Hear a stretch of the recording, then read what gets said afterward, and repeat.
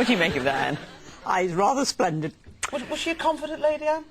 Margaret Thatcher, confidently. Hello, were you dreaming throughout that time in office? OK, you've been asked to deliver a speech. Do you A, take no chances, buy a speech from the internet and read from a script? B, read from index cards, occasionally going off script to tell an anecdote? C, make a few notes, but largely make it up as you go along? Well, let's see who you've got. The bus drivers. So what do you think they said? A lot would depend on what this speech was. Well, they kind of used to dealing with the public. If it's a funny speech at a leaving do, they'll probably make it up as they go along. But if they've got to deliver something, I don't know, for promotion to inspector or something, I expect they'd prepare it minutely. How often does a bus driver get asked to make a speech? You know, so? Not very often. Are you making one now? I know, they're taking forever, aren't they? There's only 1 point on offer. I understand that it's a strange experience, but we're thinking. You're thinking? Yes, but get on with it. Yeah, please do. Make us do along. OK, we're going to be bold. We're going to go for C. Let's see if they're right. C. Basically make a few notes, just talk you want to talk about it. Yeah, definitely we'll go for C. There you are. Well done. That's a point for you. Yeah. Now, this next one's for you. And to tee up your question, here's a great clip from the super confident Paul Daniels' hit magic show. His catchphrase, of course, was "not a lot," which is coincidentally how much he's on telly these days. I'll roll up 2 paper balls this time, and I'll tell you which one is going to disappear. I'm going to count to 3, OK? I'll count to 3. Watch the ball. 1, 2... Hang on, man.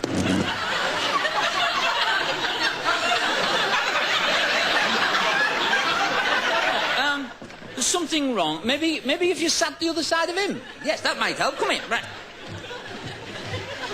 I'm awfully sorry, it's going wrong. Just give me all right. Sit there. You're all right. Feet together. Watch the ball. Watch the ball. You're all right, aren't you?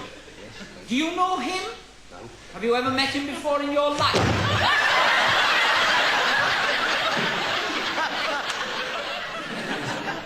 You're in the audience at a magic show and the magician singles you out to help him with a trick. Do you A, refuse outright, shaking your head as you turn scarlet?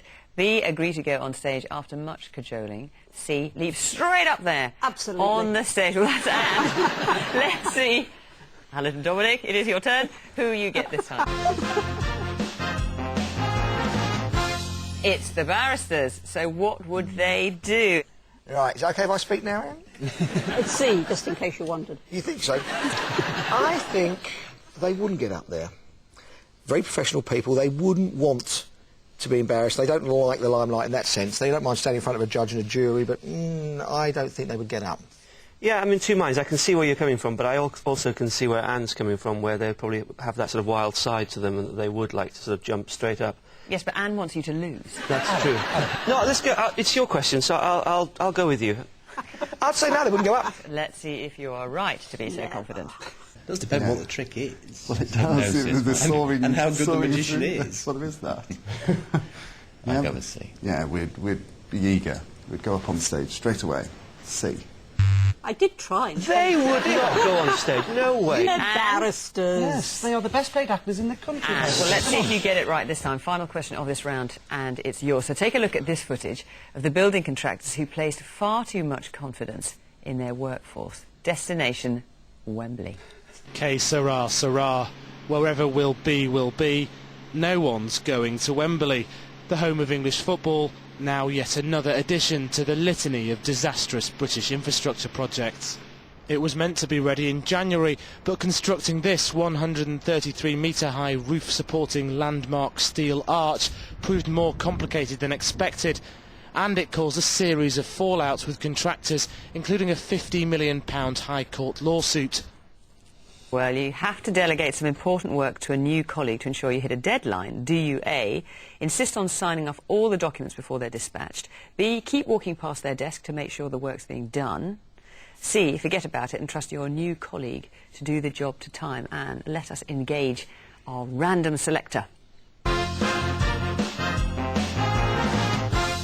Oh, it's the Amdram actors. So what, Anne, do you think they went for? You can't put on an amateur dramatic event unless you trust your teammates. You really can't. You can't deliver all their lines for them.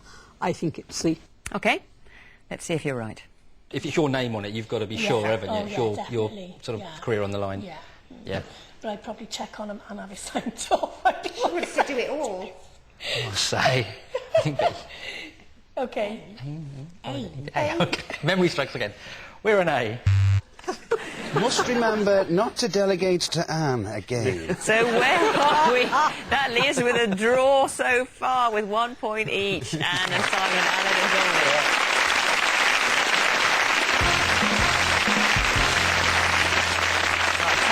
For the final round now, and I don't know how you're getting on at home, but it's outright war here, and everything can change. There are a whopping 8 points on offer. So, either side, you can still get in the lead. Simon and Anne, your question.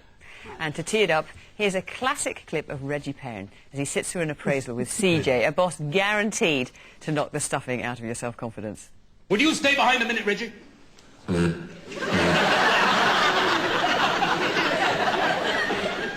Cigar? Oh, CJ.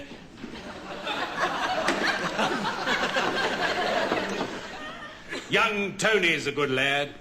Yes, CJ. I'm grooming him. Yes, CJ. This exotic ISIS project, very exciting. Yes, CJ. Do you mind if I ask you a personal question? Depends on the question. This one's very personal indeed. Are you losing your drive? No, CJ, I'm not losing my drive. I'm glad to hear that. We're not one of those dreadful firms that think a chap no good after he's 46. Goodbye, Reggie. Nice, CJ.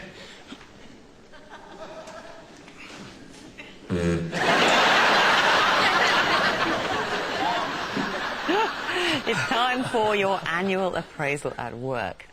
And you know you deserve a promotion. Do you, A, not mention it, hoping that your hard work and diligence have been noticed? B, make sure you have a drink at lunchtime to get your courage up? C, ask at the first opportunity for a raise and a promotion? Simon and Anne, here are your 3 celebrities.